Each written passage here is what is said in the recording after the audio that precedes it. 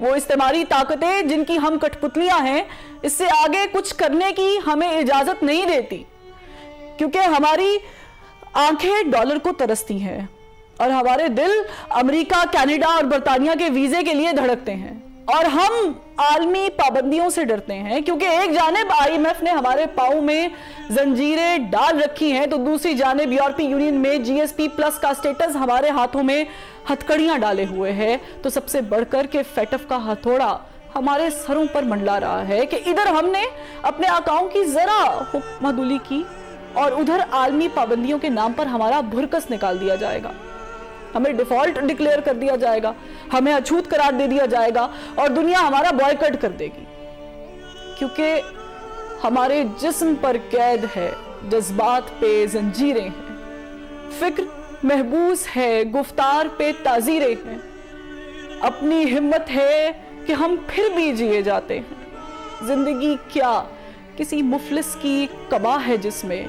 ہر گھڑی درد کے پیوند لگے جاتے ہیں۔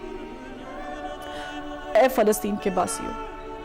آج ہماری حالت افریقہ میں معصوم بچے کے فوٹو اتارنے والے کیمرامین کیون کارٹر جیسی ہے کہ جس نے موت کا شکار ہوتے اس بچے کی محض تصویر بنانے کا انتظار کیا اور اس کے لیے گدھ کو اس کا جسم نوچنے دیا، مگر میرا سر شرم سے جھکا جاتا ہے کہ اس فوٹوگرافر نے غیرت کھا کر بعد ازاں خودکشی کر لی تھی، مگر ہم میں اتنی بھی ہمت نہیں۔ ہم دیکھ رہے ہیں کہ بڑی بڑی ٹانگوں اور چونچ والے گدھ ہمارے معصوموں کا جسم نوچ رہے ہیں اور ان کے مرنے کا انتظار بھی نہیں کر رہے، اور ہم ان گدھوں کو وہاں سے ہٹانے اور تمہیں بچانے کے لیے کچھ بھی نہیں کر رہے۔ یہ گدھ تمہارے اسپتالوں پر بارود برسا رہے ہیں، یہ اسکولوں پر میزائل داغ کر انہیں کھنڈرات بنا رہے ہیں، اور یہ پناہ گزین کیمپوں پر بمباری کر کے تمہاری نسل پر زمین تنگ کر رہے ہیں، یہ تمہیں فلسطین سے نکل جانے کے لیے زبردستی مجبور کر رہے ہیں،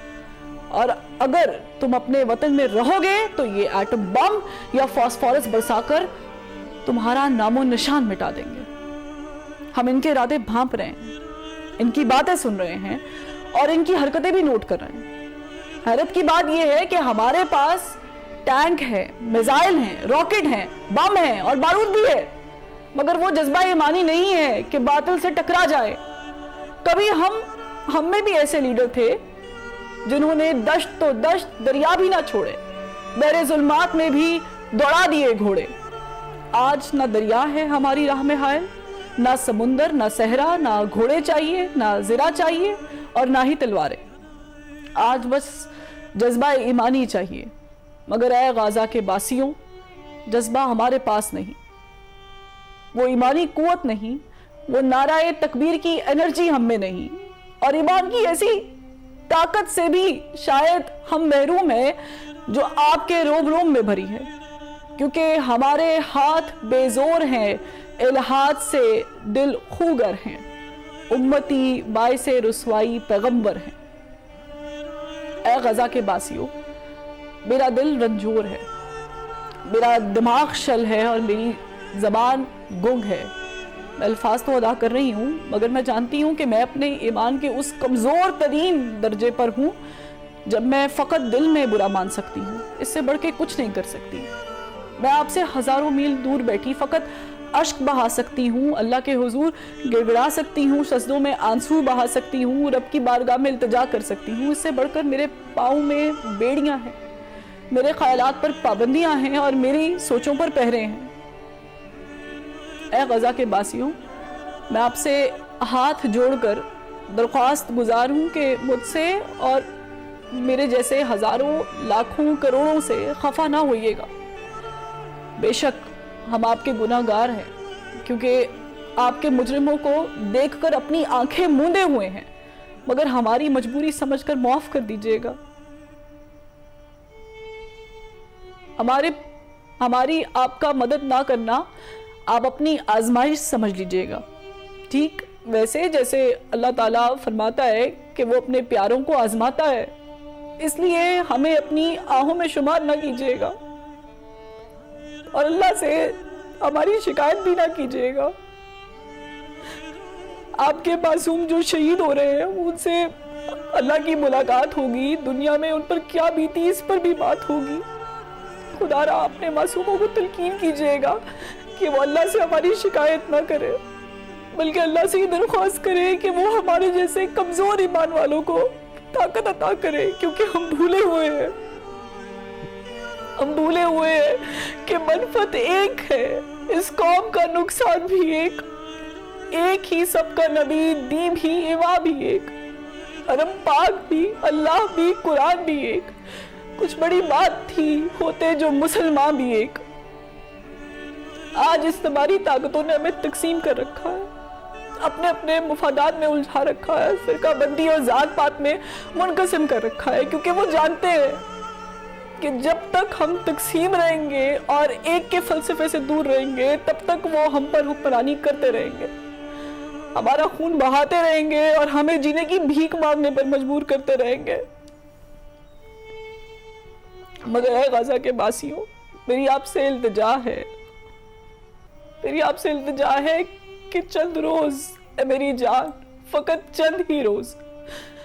ظلم کی چھاؤں میں دم لینے پہ مجبور ہیں ہم، اور کچھ دیر ستم سہ لے، تڑپ لے، رو لے، اپنے اجداد کی میراث سے معذور ہیں ہم، لیکن اب ظلم کی میعاد کے دن تھوڑے ہیں، ایک ذرا صبر کے فریاد کے دن تھوڑے ہیں، ایک ذرا صبر کے فریاد کے دن تھوڑے ہیں۔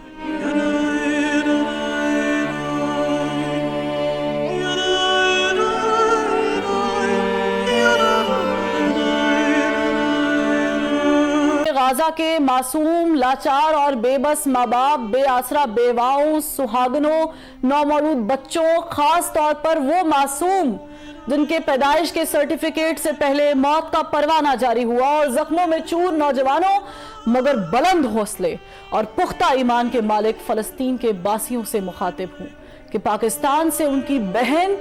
انہیں عقیدت بھرا سلام کہتی ہے اور عرض کرتی ہے کہ میری بہن بھائیوں، جس طرح آپ بے بس ہو کے آپ کے پاس کھانے کو کچھ نہیں،